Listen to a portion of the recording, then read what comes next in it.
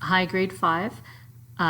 This website is a drawing website, but it uses lines of reflection. So I'm going to let you play around it tonight. It's also saved on my in my Google Classroom under Art for fun things to learn. So to use it, I just want to show you the toolbar. So the line of symmetry, the mirror is on. So you can turn that off if you just want a free draw.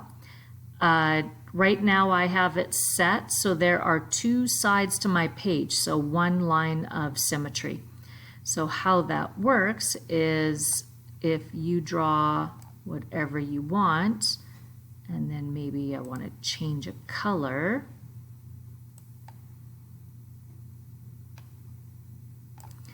So you can fiddle around. If you don't like what you're doing, clear button is here.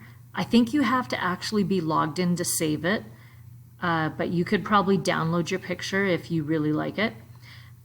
So that's the toolbar. You could erase something if you want to, or no, this is a brush. So if you want to have a different look. I haven't figured this one out yet. I think this is like different layers of your picture. And if you want to look at some examples, go up here to recent. So they can, they'll show you some really cool artwork that has been done. So you can change the background, you can use the brush to color in things. I really like the lotus flower. So there's all sorts of things you can do. So if you're looking for some ideas, go there. When you want to come back to draw, touch that little pencil.